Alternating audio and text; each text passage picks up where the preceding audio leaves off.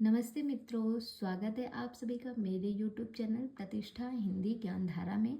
तो हमारी जो श्रृंखला चल रही है मिलती जुलती रचनाओं की, उसी श्रृंखला में आगे बढ़ते हुए आज एक नए शब्द के साथ मैं आई हूँ और वो शब्द है मिट्टी या माटी।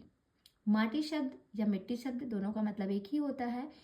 इन दोनों इनसे मिलती जुलती रचनाओं पर आज हम देखेंगे, अध्ययन करेंगे कि कौन कौन सी रचनाएं लिखी गई हैं, कौन कौन सी विधा है, किस किस सन में कौन कौन सी रचना की गई है और इसके लेखक कौन है।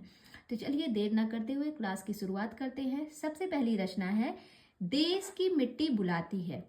तो देश की मिट्टी बुलाती है ये एक रिपोर्टाज है जो कि भदंत आनंद कौशल्यानंद के द्वारा लिखा गया रचना है। देश की मिट्टी बुलाती है। कौशल्यानंद कौशल्या जी कहती हैं कि देश की मिट्टी बुलाती है। इस तरीके से आप याद रखिएगा कि कौशल्या जी कहती हैं कि देश की मिट्टी हमें बुलाती है। तो देश की मिट्टी बुलाती है किसकी हो गई रचना? कौशल्यानंद की हो गई। आगे बात करें, अगली रचना है माटी हो गई सोना। ये एक रेखा चित्र है जो कि कन्हैयालाल मिश्र प्रभाकर के द्वारा लिखी गई रचना है। माटी हो गई सोना।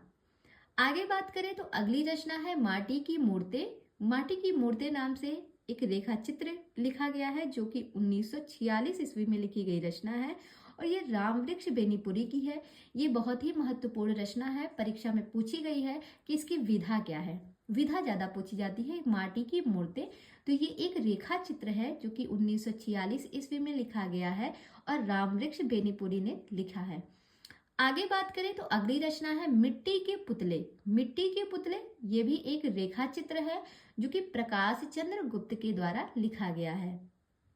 अगली रचना है मिट्टी की ओर। 1946 ईस्वी में लिखा गया है। क्या है? एक निबंध है जो कि दिनकर ने लिखा है। दिनकर यानी कि रामधारी सिंह दिनकर ने ये रचना की है। मिट्टी की ओर 1946 ईस्वी में निबंध संग्रह है।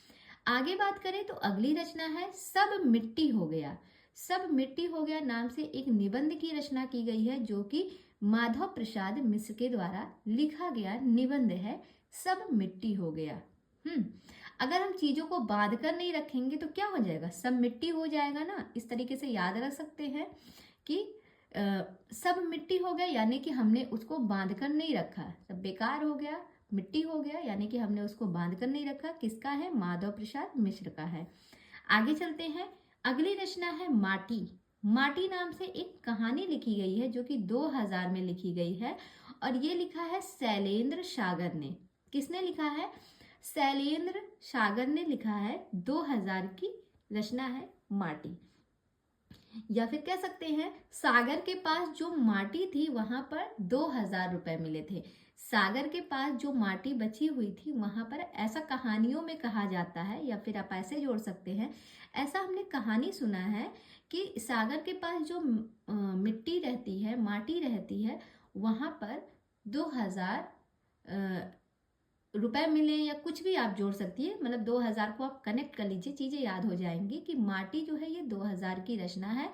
ये कहानी विधा है जो कि शैलेंद्र सागर के द्वारा लिखी गई रचना है। आगे बात करें तो अगली रचना है सोना माटी। सोना माटी 1983 ईस्वी में लिखा गया उपन्यास है जो कि विवेकी राय ने लिखा है। सोना माटी। लोग अपने विवेक से जो है माटी को सोना भी बना सकते हैं और सोने को माटी में भी मिक्स कर सकते हैं।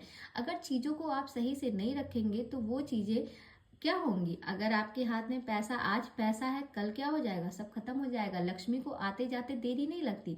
तो याद रख सकते हैं सोना जो है माटी। सोना माटी किसकी रचना हो गई? ये विवेकी राय की हो गई।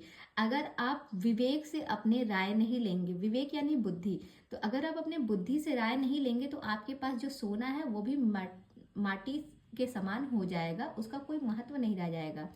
इस तरीके से आप याद रख सकते हैं सोना माटी किसकी रचना है? विवेकी राय की रचना है। अगली रचना है माटी पानी। माटी पानी 1999 ईस्वी में लिखा गया है। ये एक कहानी विधा है जो कि दिनकर ने लिखा है। किसने लिखा है? दिनकर ने ये रचना की है। देखिए, हम पौधों में पानी डालते हैं ना, तो पौधे जो होते हैं मिट्टी में लगते हैं। तो मिट्टी में पानी डालते हैं, कब डालते हैं? दिन में डालते हैं। रात में नहीं डालते, दिन में डालते हैं। तो माटी पानी जो हो गई ये 1999 ईस्वी की कहानी हो गई, दिनकर की हो गई।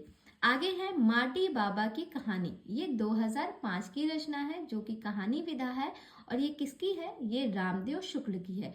तो रामदेव बाबा जो है ये माटी बाबा की कहानी बताते हैं। देखिए, माटी बाबा की कहानी, जब भी बाबा का नाम लिया जाता है तो हम लोग किसको याद करते हैं? रामदेव बाबा को ना।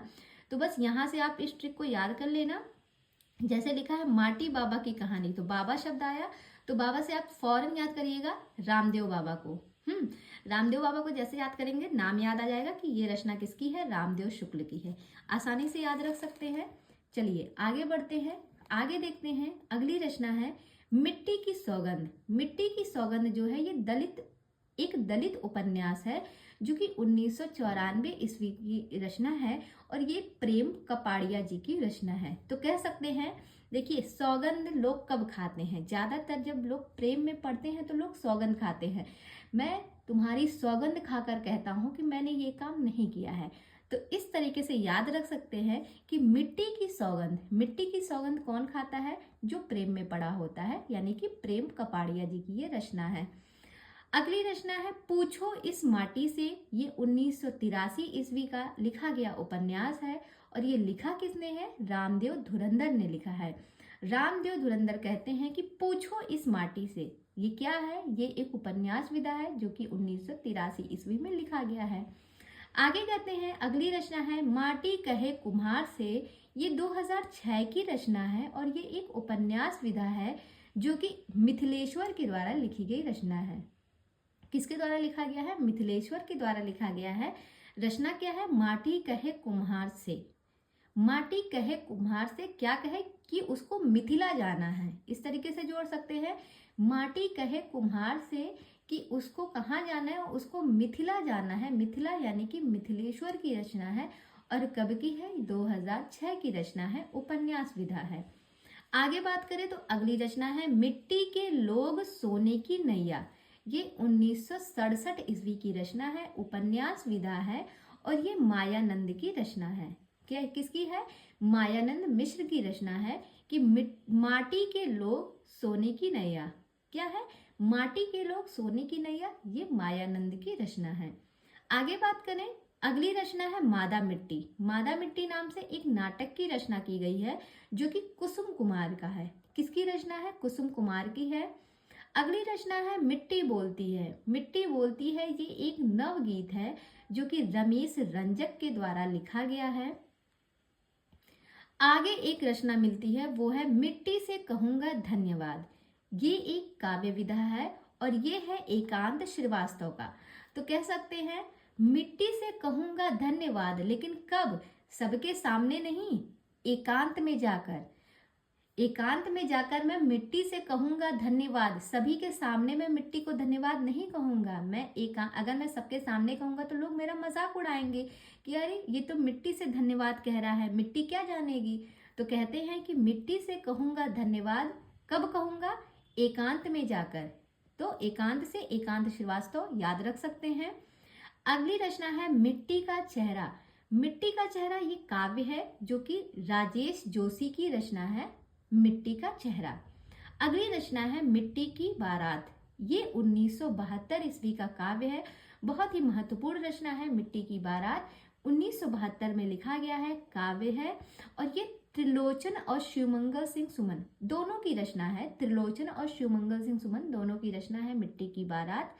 आगे बात करें तो अगली और लास्ट रचना है मिट्टी और फूल जो कि 1942 ईस्वी में लिखा गया एक काव्य है जो कि नरेंद्र शर्मा ने लिखा है। तो यहाँ पर हमने मिट्टी या फिर कह सकते हैं माटी शब्द से जितनी भी रचनाएं मिली हैं उन सब का हमने विस्तृत अध्ययन कर लिया है। उम्मीद करते हैं आपको चीज़ें समझ में आई होंगी, रचनाएं भी कुछ हद तक याद हुई होंगी। और इस तरह की रचनाओं को इस तरह की रचनाएं अगर आप चाहते हैं तो प्लीज़ आप मेरे चैनल से जुड़े रहिए और मेरे चैनल को सब्सक्राइब कीजिए, शेयर कीजिए। और इसी के साथ जो है आज की क्लास को यहीं पे समाप्त करते हैं। कल मिलते हैं एक नई रचना और एक नए शब्द के साथ। तब तक के लिए बाय बाय, टेक केयर।